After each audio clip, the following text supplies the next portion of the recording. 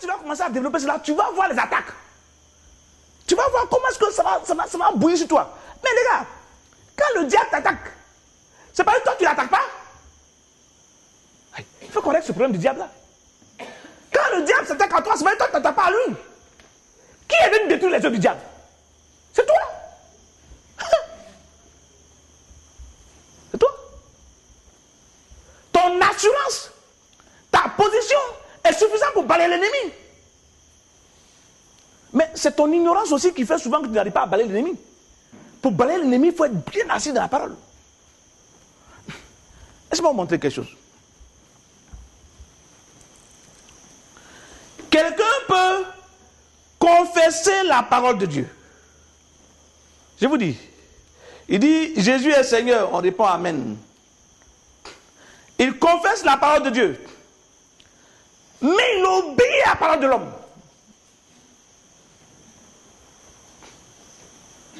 Quelqu'un confesse la parole de Dieu et obéit à la parole de l'homme.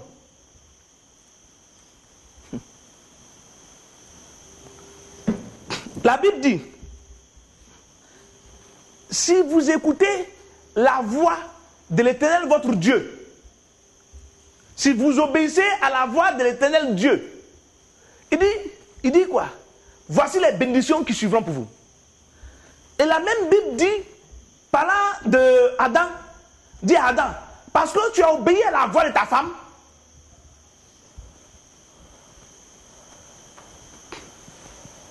pensez-y. Il dit à Adam quoi? Parce que tu as obéi à la voix de ta femme. Et la même Bible dit quoi? Que la voix de l'Éternel Dieu parcourait le jardin. Donc la voix de l'Éternel parcourait le jardin, dit oui. Mais pourtant, lui qui était habitué à entendre la voix de l'Éternel Dieu, cette fois-ci, il n'a pas écouté la voix de l'Éternel, mais il a écouté la voix de sa femme. Si tu écoutes la voix de l'homme, tu tomberas.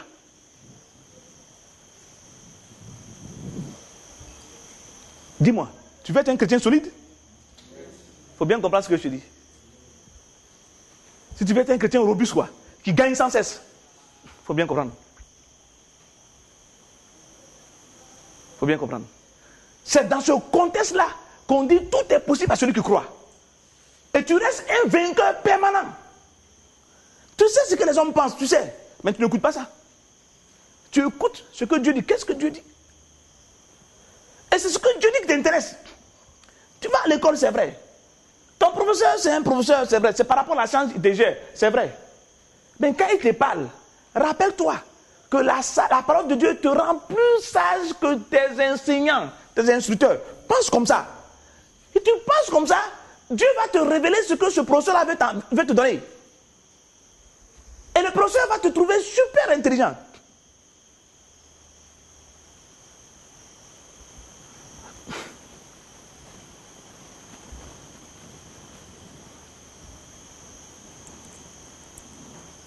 Chouraki nous dit quelque chose.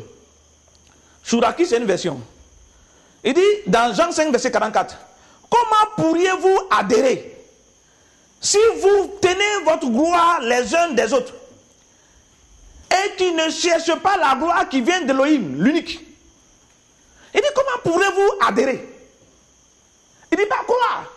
Il dit adhérer. Et tu ne peux pas adhérer à la vie de Dieu. Tu ne peux pas. On peut t'enseigner la Bible. Tu peux entendre la Bible. Mais tu peux entendre la Bible et puis faire le monde. Il y en a parmi vous ici. Vous connaissez ce que Dieu dit. Vous entendez, vous aimez ça. Mais quand vient de pratiquer quoi? Vous pratiquez ce que le monde fait. Souvent à cause du voisin. Souvent à cause de votre patron. Souvent à cause de votre femme. Souvent à cause de vos enfants. Vous pratiquez cela.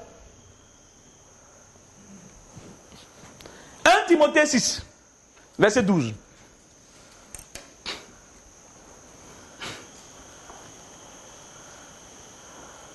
« 1 Timothée 6, verset 12.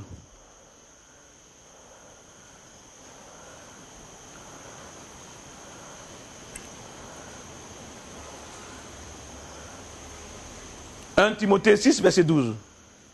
Il dit, dans 1 Timothée 6, verset 12, dit la chose suivante. Combat le bon combat de la foi. Ça veut dire quoi ça, combat le bon combat de la foi? Il dit, combat le bon combat de la foi. Et puis qu'est-ce qu'il dit après? Saisis la vie éternelle. C'est-à-dire que, saisis la vie de Dieu que Dieu t'a donnée. Accroche-toi à la parole que Dieu t'a donnée. Combat le bon combat de la foi. Qu'est-ce que ça veut dire?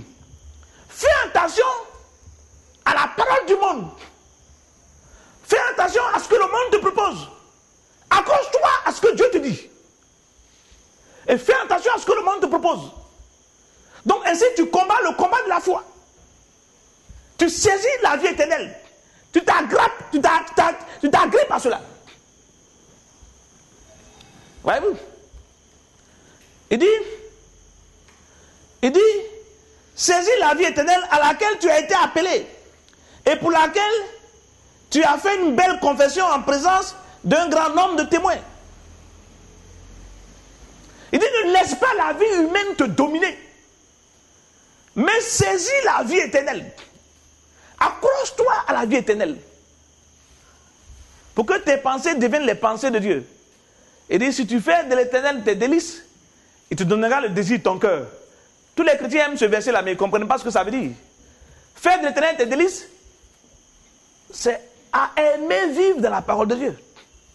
Et tu vas voir que tout ce que tu veux dans ton cœur, tu donneras. Donc, quand tu comprends que tu dois saisir toujours la parole de Dieu, la vie éternelle dans tout ce que tu fais, tu es certain que tu auras toujours ce que ton cœur désire. Regardons, pour terminer, regardons 2 Corinthiens 10, verset 3.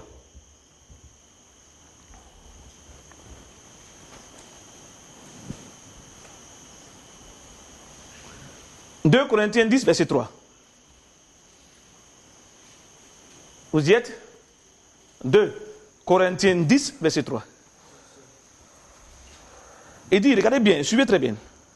Il dit, si nous marchons dans la chair, nous ne combattons pas selon les règles de la chair. Vous avez vu? Nous marchons dans la chair, c'est vrai. Mais nous ne sommes pas fous pour combattre selon la chair.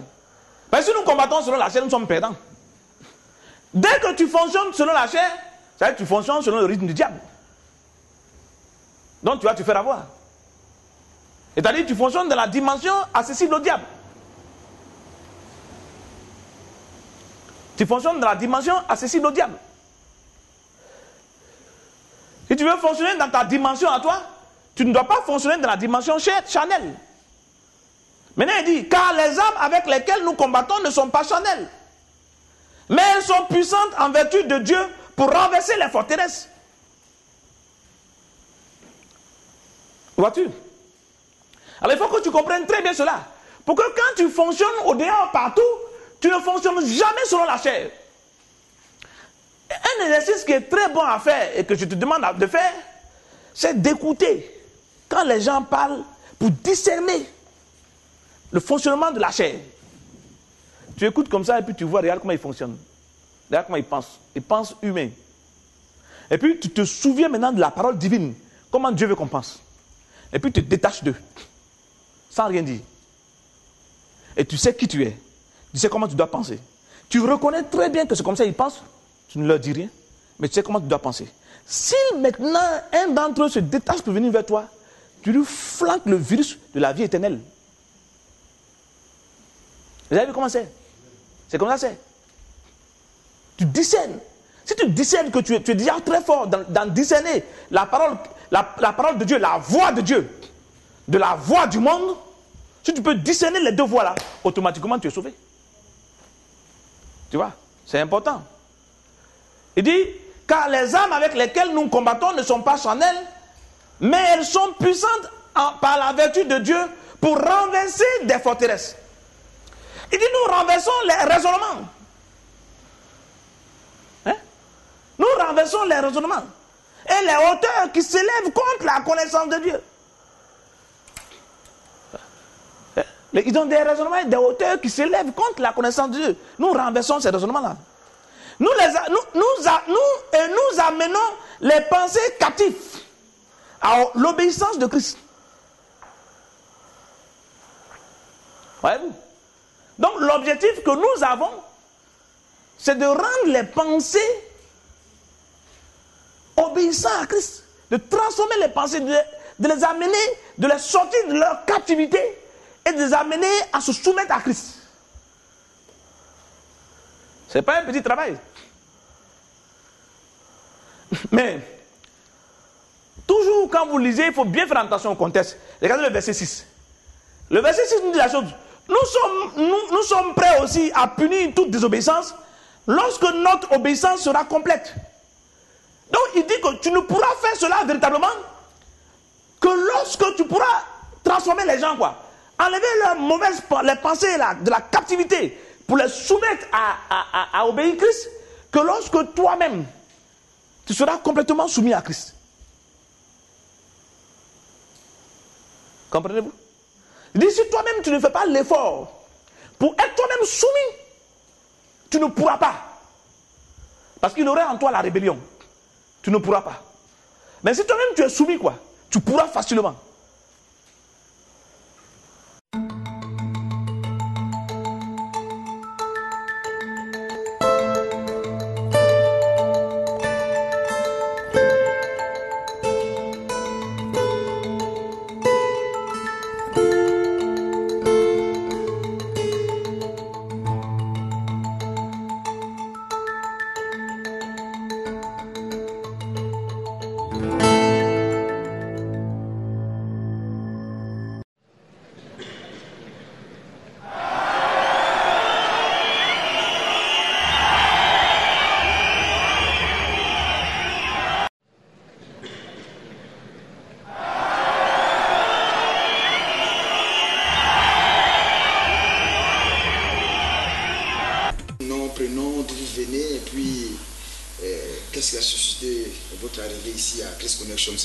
Je pense que c'est la première fois que vous venez. Oui, oui, c'est vraiment la première fois. Pour la retraite là. Oui, c'est la première fois. Dites-moi votre nom et prénom. Mon nom c'est Babli Serge Auguste. Babli Serge Auguste, vous avez quel âge? J'ai 39 ans. 39 ans, marié, père d'enfants? Oui, j'ai des enfants. Okay. D'accord. Dites-moi quel est l'objet de votre visite ici chez nous?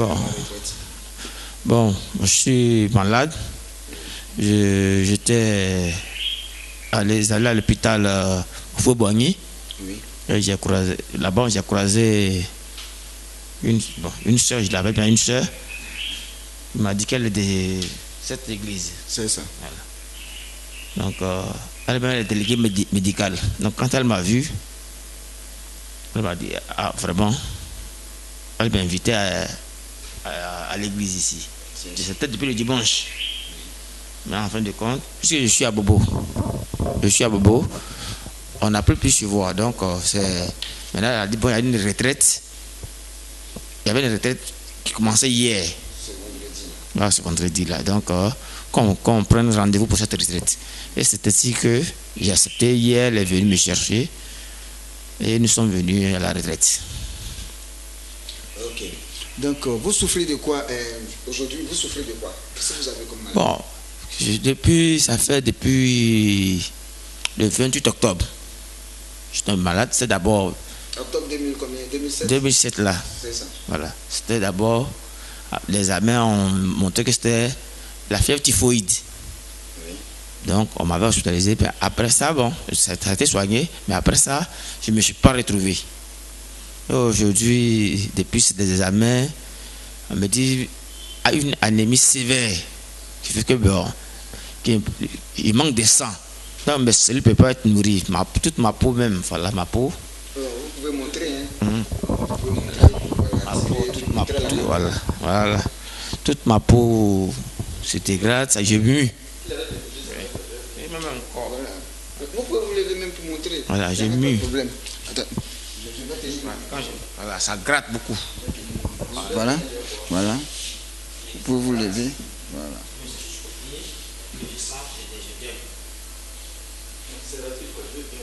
Levez-vous, s'il vous plaît. Soulevez bien. Voilà. Donc, on voit qu'il y a la peau qui s'enlève. Ça vous démange? Ça vous démange. Et puis, vous grattez. Donc la peau s'enlève comme si on dit la peau mue, c'est ça, non? Voilà, c'est ça. Donc c'est partout, hein, c'est tout le pied, tout le corps, hein, tout le corps. Et en haut.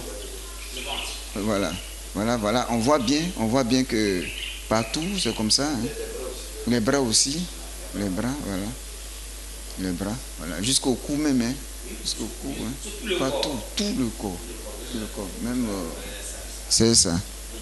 C'est ça. Ok. Ok.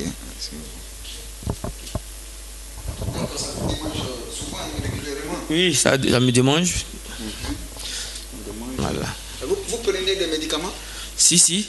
À l'hôpital, on m'a donné des médicaments. Vous a donné des médicaments que vous prenez régulièrement? Oui, je prends régulièrement. À tout moment. D'accord. Voilà, j'en ai 6 mois là même. C'est ça. Ouais. Voilà. Dites-moi, à part cette maladie-là que vous avez d'autres maladies encore? Bien, bon, en tout cas, bon, non. C'est ce qu'on a pu trouver, c'est cette anémie sévère là qui me fatigue présentement, avec les œdèmes. Ok. Voilà. D'accord. Donc ils vous ont dit de prendre ces médicaments-là et que ça va aller, c'est ça? Oui, ils m'ont dit de prendre ces médicaments-là. Donc c'est depuis octobre 2007 que vous avez ça? Oui, octobre 2007, le 28 octobre, voilà. Voilà. Dites-moi, lorsque vous êtes parti à l'hôpital pour la consultation, est-ce que vous aviez fait des transfusions sanguines? Oui. De sang? J'ai déjà fait 4 transfusions sanguines. 4 transfusions sanguines? La dernière transfusion sanguine a été faite il y a maintenant, aujourd'hui, 2 jours. Et 3 jours, puisque c'est le... Aujourd'hui, nous sommes quand? Aujourd'hui, nous sommes le 10. Samedi, donc, voilà. Donc, c'est le vendredi, je crois. Et le jeudi. Le jeudi, j'ai fait la dernière transfusion sanguine. D'accord. Donc, vous avez une... comment on appelle la maladie, là? Rappelez-moi. Une anémie sévère. Anémie sévère. Oui, c'est ce que je me dis, voilà. On constate que vous manquez de sang. Voilà. Et le sang, qui fait que voilà. Votre peau s'enlève. Bon. Donc, vous êtes obligé à tout moment de mettre du sang. De faire des transfusions sanguines. Oui. Okay. Je crois que quand j'étais à la 3e transfusion, même, j'ai croisé même un frère ici hier, qui m'a même trouvé à ce jour-là, même sur le lit d'hôpital. Il avait même prié pour moi. Donc hier, on s'est croisé là. Il m'a vu ici hier. Vous avez quel âge, je pense? En tout cas, j'ai l'appétit. Mais au moment où, quand je constate que le sang commence à finir, oui. Là, j'ai le vertige, je suis fatigué. Je m'affaiblis vraiment. Je ne peux même pas faire même 5 pas. Je suis fatigué déjà. C'est ça. Chrétien, bon, puisque depuis ma maladie même, je suis allé, avec ma maladie, au début, j'allais à l'église,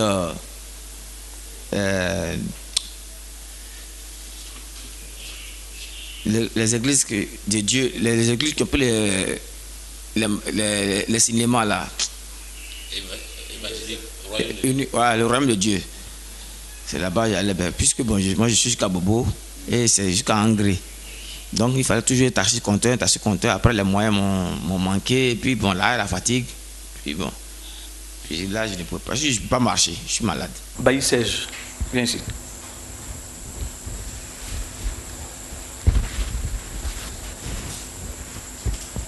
Dehors.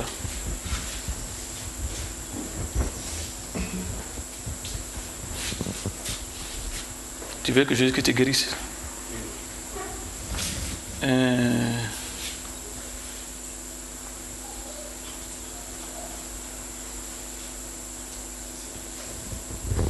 Jesus mighty name. Holy Ghost. Holy Ghost.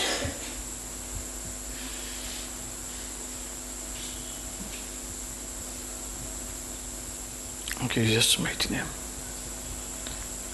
Jesus.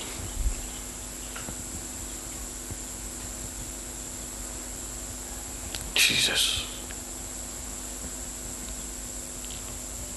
In the mighty name of Jesus, be healed. Kerry.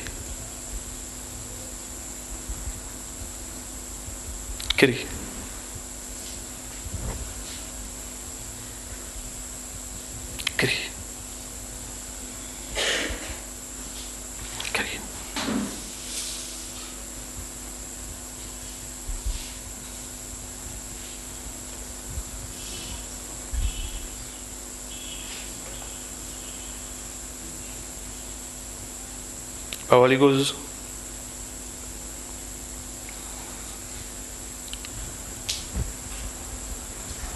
Okay. Dans le nom puissant de Jésus. Guéris.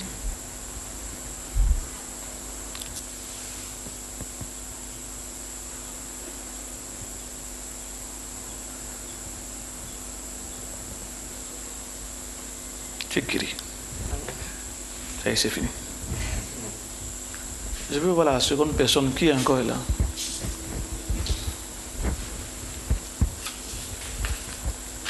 Remercie le Seigneur, hein. Parle, dis merci au Seigneur.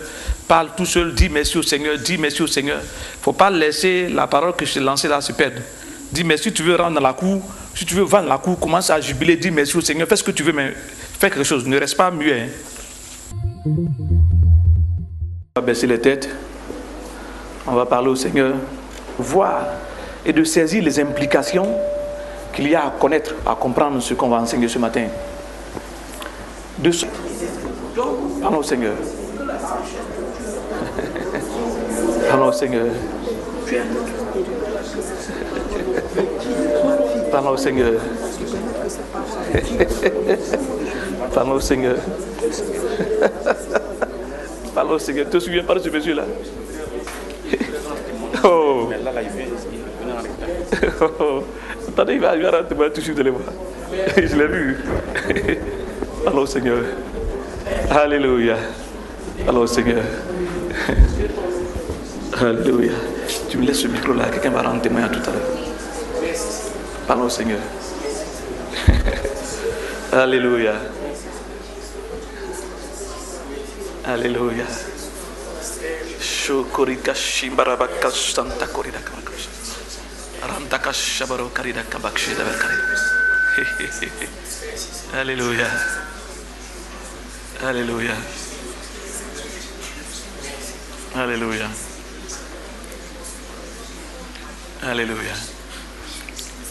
Amen. Amen. Je voudrais faire appel à celui-là. Vous vous souvenez, il y a une semaine, c'est ça, non? Oui, oui. Une semaine, on a prié pour lui ici. Son corps était tout blanc. Regardez-le. Regardez la transformation. Regardez. Vous vous souvenez pas? Regardez. Vous vous souvenez pas? Ça a duré combien de temps que tu avais ça? 2 mois, 3 mois. Hein. Qu'il avait le corps tout blanc. Oui, oui. Comme des écailles sur le corps. Vous vous souvenez, non? Regardez-le. Hein?